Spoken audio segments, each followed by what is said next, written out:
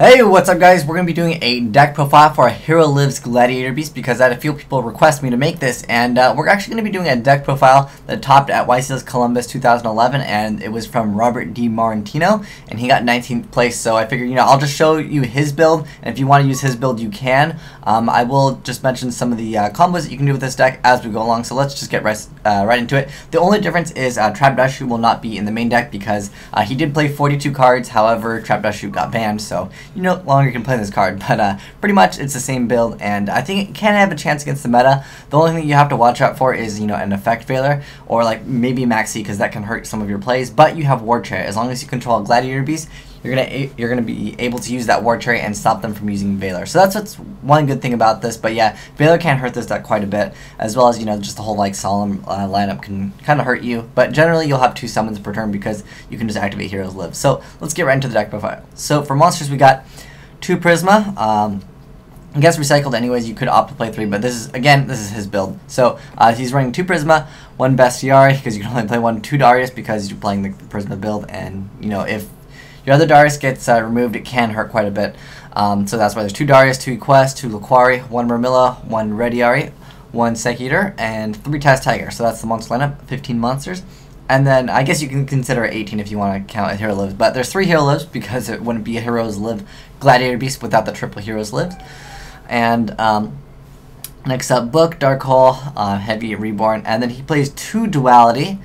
Interesting to see Duality in a Hero Lives because I didn't expect it, but he did mention that he really liked it first turn because getting the setup, like the trap stun or any key card that you need for first turn, because generally you're not going to go first turn explode, you're not going to go for your plays first turn, although you could do some plays first turn that can get you pretty good advantage over the field. Like you can go for a Gyzera's first turn, and that can net quite a bit of pluses if you can attack through next turn. But it's pretty much just use Duality because you're going to set up first turn for your combos, or if you need any of your pieces for your combos later on.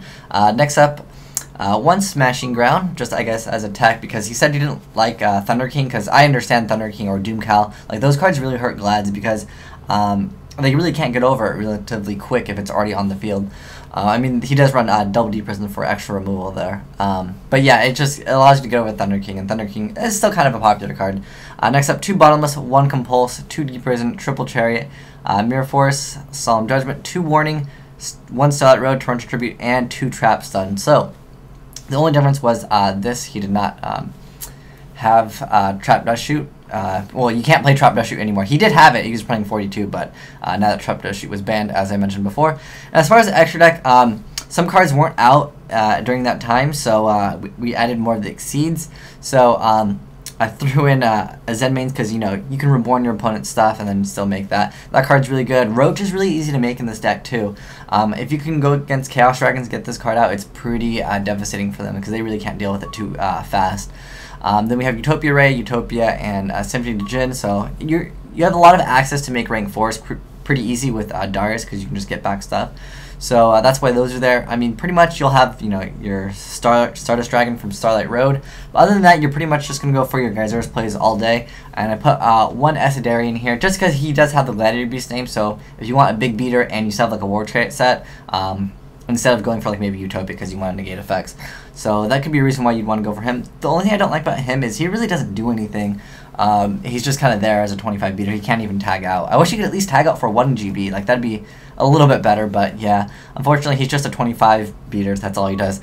And he has Gladiator Beast in his name. That is why he's there. And then just 1 Hercules. You could opt to play 2 if you want, but I mean, generally you're not going to make Herc more than once. So that's a deck profile. Now let me show you some combos with this deck. So basically what you can do is if you can go you activate a Hero Lives, so you pay half your life, and then you just normal summon you special summon 1 Prisma, and then you normal summon 1 Prisma. Then you use Prisma's effect, you use double Prisma effect, and you will send to the graveyard, you'll send a Bestiari as well as a Laquari. Then now these are 2 Gladiator Beasts. You can contact into Gyzera's because now that those are treated as the names. So you contact your 2 Prismas to make one of these. So then you get to pop 2 cards. So essentially then you're at pretty good advantage to attack and get your attack through. So you pop 2 cards, you attack through, then you tag out Gyzera's. And what you do with Gyzera's is you'll tag out for 1 Darius for It doesn't really matter what you go for. You can go into a Bestiari if you want. and then you can go with the other tag out, you can get another Darius, and then you can get back Laquari, and that is pretty devastating because now you can go for a Herc if you want to. You can even go for another Geyseris, so you can go for another Geyseris, and then pop 2 more cards if they happen to have 2 more, and then since now you have Laquari, and you'll be good to go, and then you can just fusion all 3 of these, and then you can bring out Herc. So you get to basically pop 4 cards and get out Hercules. So I'm pretty sure at that point you basically won the game anyways, but yeah, that's just one simple combo with the deck, and pretty much everything else is pretty self-explanatory. You activate this, and then you summon Special Summon Test Tiger, and then you usually go for Geyseris, pop 2, and then you can tag out for whatever you need to tag out for. But yeah, that's just the basic play. I understand why he was playing Trap Stun, because you know, you do have War Chariot to stop those Veilers, and you know, he was not playing MST. You could opt to play MST if you feel like MST would be good. So if you want to play MST, that is definitely a good card. I think we just our Geyseris just went away. Also, let's add. Oh, it's on the first page. So yeah, you definitely want at least 2 Geyseris, if not 3. But yeah, Trap Stun seems okay because it hits everything. But the thing is, the only problem with when you activate Trap Stun, if they have Veiler in their hand, you can't activate War Chariot. That's the only downside to that. Other than that, I mean, the deck seems like it could possibly be okay. I'm not a fan of Secutor just because, you know, in this deck you can, you know, draw him, and then, like, I really hated getting Secutor Veilered when I played Glads. Yeah, this got Veilered a lot. And he wasn't playing any Forbidden Lance, which I was like, I don't know, because I like that card so much, I feel like it works really well in Glads, but, so congrats to Robert DiMartino for topping with Hero Lives Glads. He got 19th place. Again, this was last year at YCS Columbus 2011.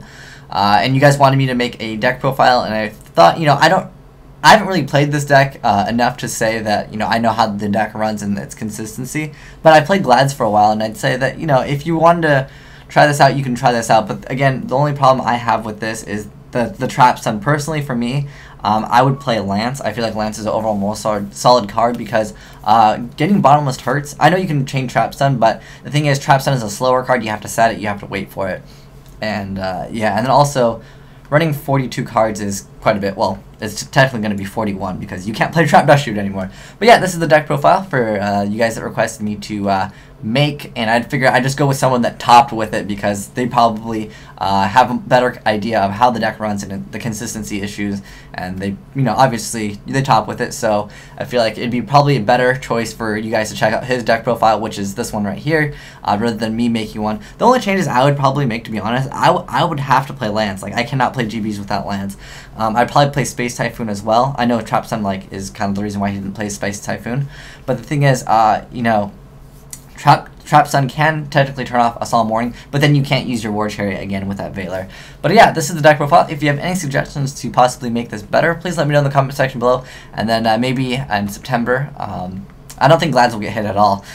We can revisit this deck and maybe we can improve on it. But thanks for watching, guys. Asian Eyes White Dragon, signing out.